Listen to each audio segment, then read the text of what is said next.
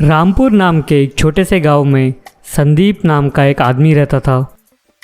संदीप कुछ काम नहीं करता था और उसे चोरी करने की आदत लग गई थी। अब्बा बहुत भूख लगी है, क्या करूं? ये कहते हुए रहता है और तभी उसे वहाँ मुर्गियाँ दिखाई देती है। आहा चिकन, इसे मैं चोरी करूँगा और घर जाकर पकाकर खाऊँगा। ये कहकर संदीप वो आदमी के पास जाता है। अरे भाई, यहाँ तुम क्या कर रहे हो? वहाँ तुम्हारी माँ की तबीयत बहुत ख़राब हो गई है, तुम जल्दी अपने घर चले जाओ।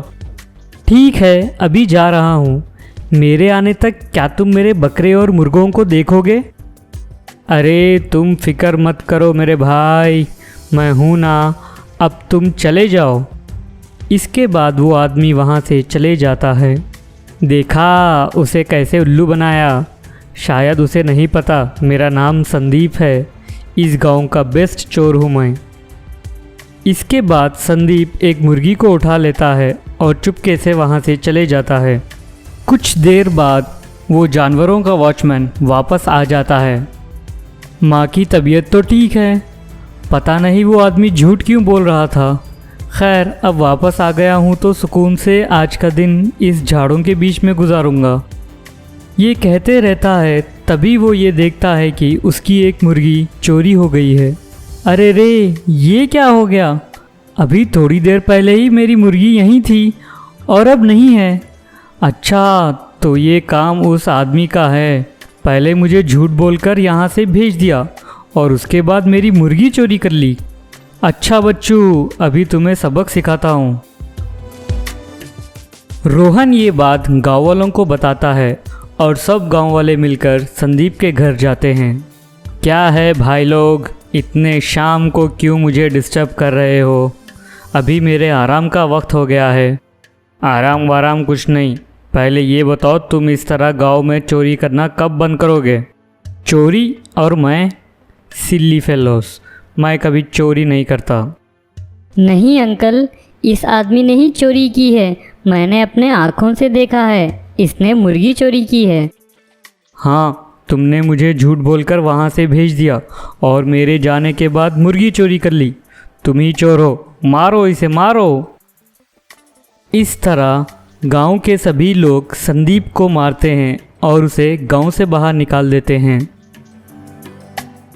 संदीप गांव के बाहर चले जाता है और कुछ देर बाद वो एक नदी के किनारे पर पहुंच जाता है। क्या है यार, ये गांव वाले भी ना सुकून से चोरी करने भी नहीं देते हैं। खैर कोई बात नहीं, मैं कुछ दूसरा गांव ढूंढ लूँगा और वहाँ चोरी करूँगा। इस तरह संदीप कहते हुए रहता है और तभी पानी में से एक राक्षस बाहर निकलता है। मैं हूँ लोहे का राक्षस। पिछले 100 साल से मैं इस नदी में सो रहा था, तुमने आकर मुझे नींद से उठा दिया। अरे बाप रे, लोहे का राक्षस, मुझे माफ़ कर दो और पानी में जाकर सो जाओ। नहीं, मैं अभी सो नहीं सकता क्योंकि मुझे बहुत भूख लगी है और क्योंकि तुमने मुझे नींद से उठाया है, मैं तुम्हें ही खाऊंगा। लोहे के राक्षस जी, मुझे माफ़ कर दो। मुझे खाओगे तो आपकी भूख सिर्फ आज तक ही मिटेगी। अगर आप मेरी बात मानोगे तो मैं आपको हर रोज़ स्वादिष्ट भोजन लाकर दे सकता हूँ। इसके लिए मेरे पास एक उपाय है। लोहे का राक्षस संदीप की बात मान लेता है और उसके साथ चले जाता है। संदीप उस राक्षस को लेकर गांव में चले जाता है। संदीप को राक्षस के साथ देखकर गांव के सभी लोग डर जाते हैं। अरे संदीप, तुम गांव में फिर से आ गए हो? तुम्हें किसने अंदर आने की इजाज़त दी है? और तुम्हारे साथ ये जो राक्षस जैसा दिख रहा है वो कौन है? मुझे इस गांव में आने के लिए किसी की इजाज़त लेने की ज़रूरत नहीं है। ये मेरा दोस्त लोहे का राक्षस है, इसका नाम टिंकू है। टिंकू बहुत गुस्से वाला है। आज से तुम गांव वाले मिलकर हमें खाना ला कर दोगे। अगर तुम लोग ऐसा नहीं किया तो तुम्हें टिंकू खा जाएगा। गांव वाले लोहे के राक्षस से डर जाते हैं और संदीप की बात मान लेते हैं। दूसरे दिन सुबह होने पर गांव वाले संदीप और लोहे के राक्षस टिंकू के लिए खाना पकाते हैं। इसके बाद वो लोग उस खाने को संदीप और राक्षस को दे देते हैं। देखा मेरे टिंकू भाई, मैंने कहा था कि मेरी बात मानने पर तुम्हें हर रोज़ अच्छा भोजन मिलेगा।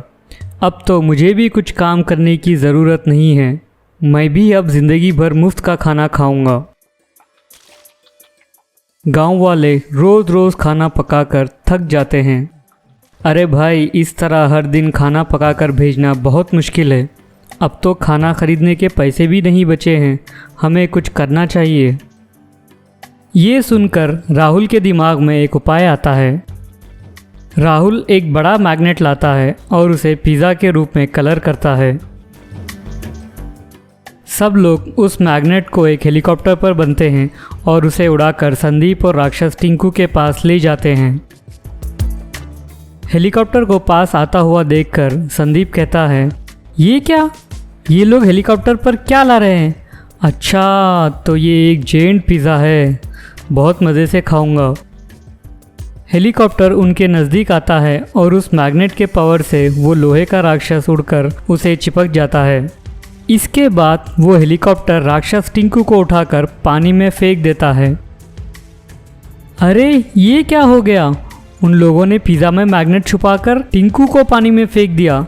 अब मेरा क्या होगा? भागो भाई भागो।